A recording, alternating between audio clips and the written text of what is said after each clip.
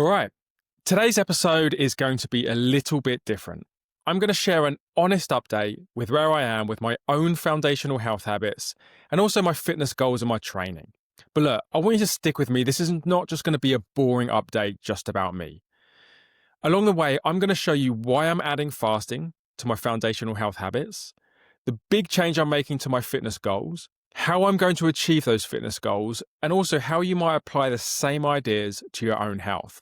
And I really think everything that I'm going to cover could be really useful and practical for your own fitness journey. So look, let's jump right in. And I want to talk habits to start with. So my habits for August were a bit all over the place, and they usually are. August is usually full of it's summer holidays, kids are off school, routine usually goes out the window, there's a lot of travel, there's a lot of holidays.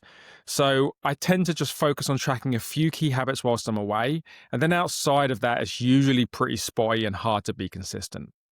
If I go back to the 3 months before August, so May, June and July, I would say that they were also kind of so-so months where I've seen a few habits slip and I just think I could have done better. So for September onwards, I'm kind of regrouping. I am making some changes to my habits. I'm going to bring fasting in, which we'll talk about in a minute. But also I'm just regrouping a little bit across all of my habits. I'm going to really push for September, October and November. December's always a bit crazy, but basically September and October, November, I'm looking for a big 3-month push and I want to see a lot of green across the board. I really want to make a big improvement to my habits. So let's just cover them one by one. We'll flip through them pretty quickly and I'll just give you a sense of where I'm at and where I'm going to be focusing. So the first one, no alcohol, super easy, 4 years sober. That'll just stay the same. The second one is sleep and I'm focusing on 7 hours. And this should be pretty easy. My sleep in August and I would say the few months before it started to slip a little bit, hitting below 80% here or there. So big effort for me to kind of really focus on my sleep. And the number one thing to improve there is to make sure that I'm in bed at a good time. That's the key to it all. I'm a pretty early riser. Always have been. That's how I like to live my life. So if I am not in bed by 10 o'clock, I am not getting my 7 hours sleep. The end. So that's really where I'm going to focus for my sleep. A better evening kind of routine, into bed for 9:30, 10 o'clock. Protein, 150 grams is what I aim for upwards. For a lot of the year, I found it extremely easy. For the last couple of months, I've been missing it just because I've been dieting and I've been on reduced calories. And it also always makes protein a little harder to hit. And in truth, protein becomes a second priority to hitting my calories. That changes a little bit now with my new fitness goals. I have to get my protein 150 plus every day and often probably closer to the 200 gram level. So I'm going to be making a big effort to do that going forward. I think we'll notice a big jump September onwards. Caffeine, 2 cups max, always before midday.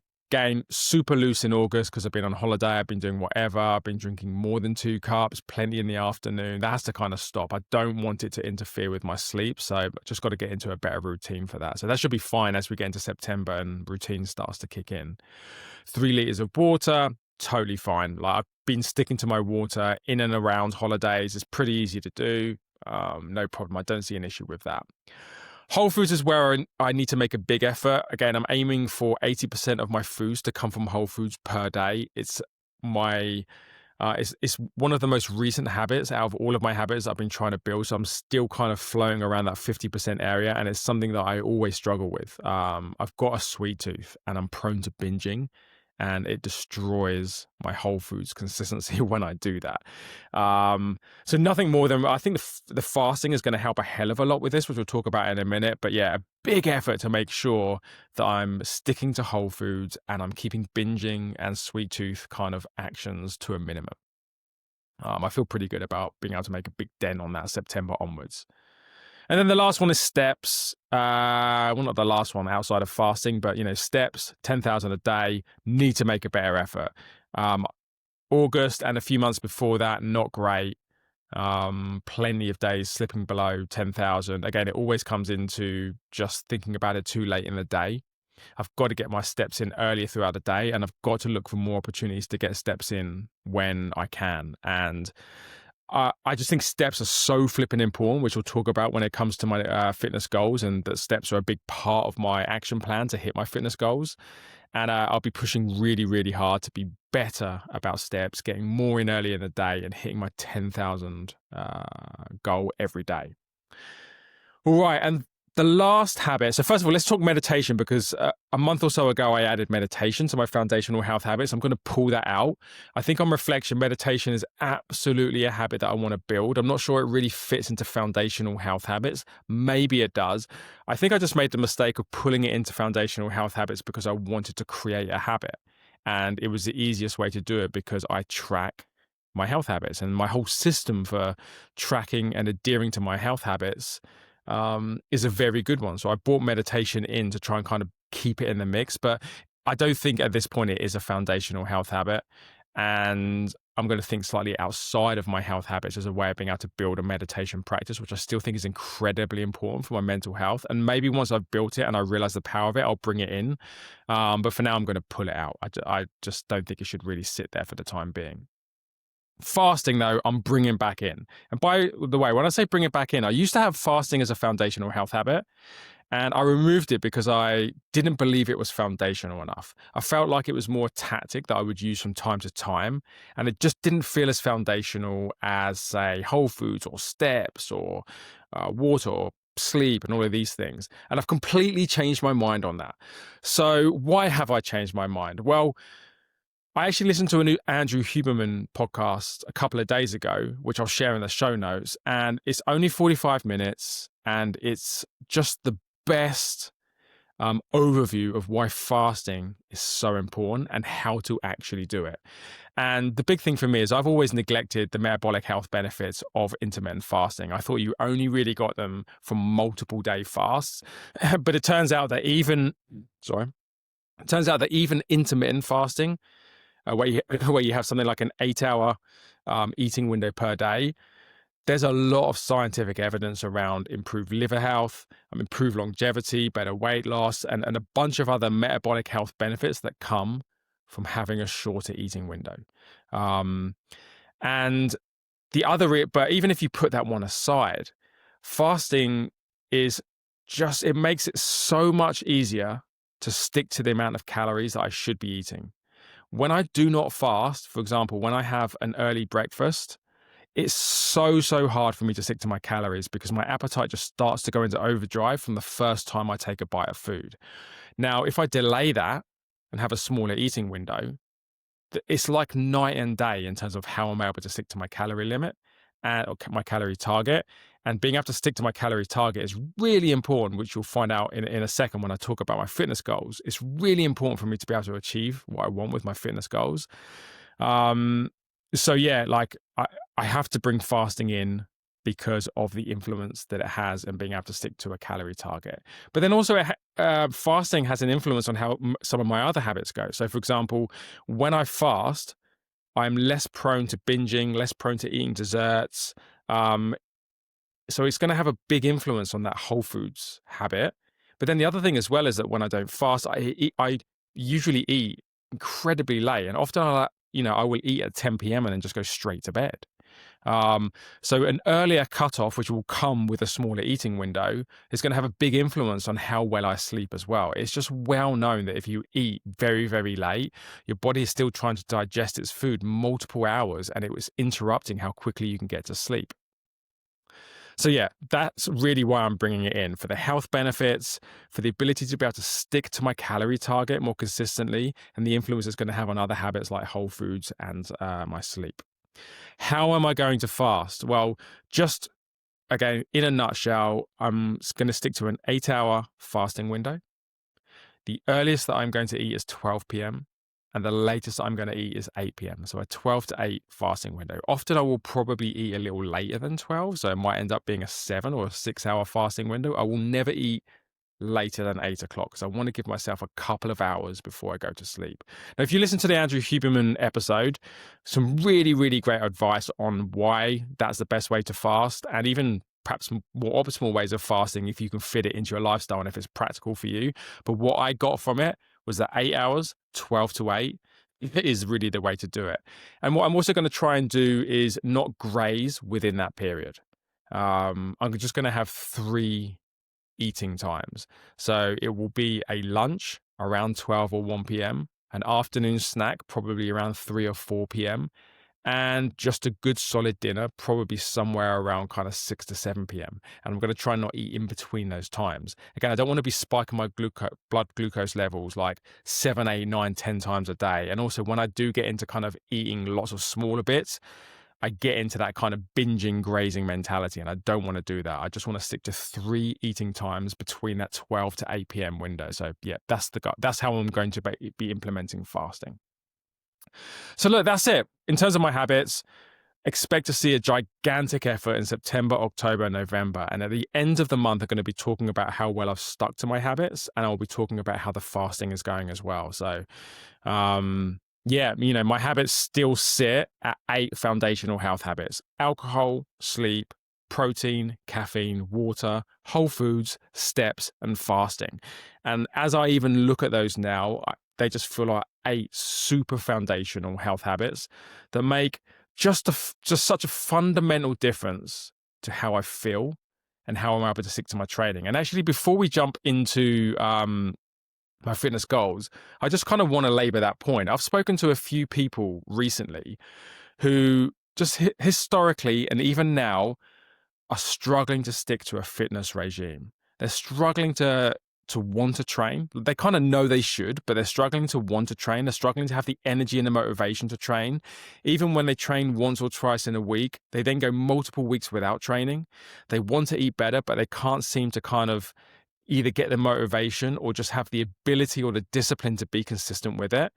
And I have conversations with these people, and they do want to make a change. One could argue that they might not want it enough, but there is something inside of them that's like, I want to get onto a healthier track in life. And they know they should be training and they should be eating whole foods and these. So they kind of know what they're trying to do. They just can't do it. They just don't have the discipline, just don't have the character to get it done. And when I start talking to them about what their lifestyle looks like, drinking alcohol shows up. Sleeping 5 to 6 hours a night shows up. Eating small amounts of protein shows up. Drinking caffeine whenever the hell they feel like it shows up. Virtually drinking hardly any water shows up. Of course, like eating mostly processed foods shows up. Mostly an inactive lifestyle, a low amount of steps. And it's so obvious for me to see, to the point where I'm like, it's not even worth having a conversation about training, and it's not worth having a conversation about eating, because no matter what type of training or eating you do, you will not stick to it no matter how bad you want it. Because if you are somebody that is not well slept, eats low amount of protein, is dehydrated a lot of the time, eats processed foods, is inactive, you're just not going to get it done. So it always comes back down to a conversation about the boring fundamentals, the foundational health habits, because once you are someone that doesn't drink alcohol or limits it significantly, that's well slept, that eats lots of protein, that manages their caffeine well, that drinks a lot of water and stays hydrated, that eats lots of whole foods and takes a lot of steps, you turn into just a completely different person. And you have the energy, the motivation, and you find that you have the discipline to be able to actually stick to a training and eating program, no matter what type of training and eating program it is. And it really is that base of the pyramid that I talk about. You have to have it there. And that's why I just kind of have conversations around those things rather than what types of training, what types of nutrition. So yeah, it's just my way of being able to like actually just, it makes me realize how important these things are. And again, I've seen this in my own life, right? I go back 2 or 3 or 4 years. I just couldn't put my training and nutrition together. And I looked like someone that didn't train. Fast forward to today, I'm nailing all of those habits as the base of my pyramid. Okay, look, there's a bit of iffy stuff going on here or there, but I'm nailing them for the most part. And I'm able to be someone that can train and eat consistently well. and I look and I'm objectively in the best health of my life. And it's only because I've built that base of the pyramid through the foundational health habits. So this is my kind of calling, really, to say, if you're struggling with your nutrition, you're struggling with your training, don't try and search for the new training program. Don't try and search for the new type of diet that can fix it. Don't just try again when you've failed 10 times in the past. Look to the foundational health habits and almost build those, and sometimes forget about the training and nutrition, because they're going to take care of themselves if you build yourself into a person that's capable of sticking to a training plan and a nutrition plan. All right, that's enough about that. Went on for far longer than I thought I was going to go on for that. So my own fitness goals. So the last 2 or 3 months I have been dieting, and I've been getting down to a level of leanness that made me feel like confident and cool to go on holiday for a week in the sun with my shirt off most of the time. And I achieved that. I got down to 76 kilograms. I could see 4 abs. Just felt very, very good about being it. Probably my leanest ever, actually. And it worked great. But we now shift into a completely different zone. And I'm super excited for it. I don't like dieting. I don't like cutting. I don't like getting lean. It's just hard work. You feel tired all of the time. You can't eat that much. It's what you have to do. And I'm lucky that I only really have to do it for kind of a 6 to 8, maybe even a maximum 10-week period now, because year round I stay lean enough to be able to then just push for that long to get quite lean. But I don't like it at all. I prefer the new mode that I'm going to be going into. And again, the number one goal is build muscle. I don't want to get fat. I'm still going to stay kind of lean-ish, but the goal is to build muscle. And with that comes a change in the way that I train and eat to achieve that. So my new program is 4 weight training sessions a week. This one's going to be interesting. I've only been used to weight training twice a week for the last kind of 6 to 7 months. And that's because any more than that, my body would feel like it was going to get injured, or I would feel creaky, and it just didn't feel good. But that was when I was doing 3 full body sessions, intense full body weight training sessions a week. My body felt like it couldn't quite cope with that. And since we dropped it back down to 2, my body has felt great. What we're going to shift to is 4 weight training sessions, which aren't full body. So probably something more like a split, and probably lower in volume each session, but overall is going to give me more volume probably than I've ever done on a weight training perspective. So we'll see how that goes. 4 weight training sessions a week, 2 45-minute zone 2s. I'm a massive advocate of zone 2. I think the huge amount of zone 2 I've been doing for the last 12 to 18 months is one of the reasons why my health stats in Whoop and my just actual ability in the gym, I know I'm the fittest I've ever been. And I know that is down to the huge amount of zone 2 I've been doing, so I don't want to let go of that. But also the reality is, if my focus is just build muscle, the priority has to be weight training, and I need to bring my zone 2 down to a minimum, really. Otherwise, it's going to get all too catabolic. So 2 45-minute zone 2s a week, which puts me at an hour and a half. So that gives me 6 sessions across the week, 4 weight training, 2 zone 2. And then 10K steps every day to kind of make sure that there's a nice baseline of activity. And I'll throw in a conditioning circuit whenever I feel like it, just for a bit of fun. My coach, Jamie, just said, look, let's not program it in every 3 weeks or 4 weeks. You just let me know when you're itching to get one done, and I'll program you one in, and we'll just do one for fun. Again, I don't want to be doing one every week. Probably every 2 or 3 weeks is still a bit too much, because it's going to maybe pull a little bit from the goal of building muscle, particularly when I'm doing the zone 2 and the steps as well. I don't want to be, I want it to be focused around weight training and gaining muscle, but I love those conditioning circuits, and I like getting out of breath and working in zone 4 and 5 now and again. It helps give me that edge, and it helps me feel like I'm working towards that VO2 max kind of metric. So I'll chuck one in probably every 3 to 4 weeks just for fun. But really the crux and the base of the program is weight training with some zone 2 and a lot of steps. And that's it. In terms of how I'm going to eat to achieve that, I'm going to start off on 2,200 calories. And I think that based on that level of activity and what I know about my own body and what I know about being able to establish a maintenance rate in the past, I would say 2,200 calories is probably around a maintenance rate for that type of activity, that type of output. So we're going to start off on 2200. I pretty much want to stay around maintenance, maybe push into a small surplus. I don't want to be like bulking at all. And I think even if I'm just sticking to maintenance and I'm getting stronger, body recomposition is just going to take care of itself, and I'm going to be able to put on muscle and feel better. But I'm pretty happy to get into a small surplus, which I think probably looks like something like around 2400, maybe 2500. But look, I've just come back off holiday. I've eaten twice more than I would ever eat every single day on holiday. A huge amount of processed foods. I need to get back to some discipline, and it feels too indulgent to jump straight into a surplus.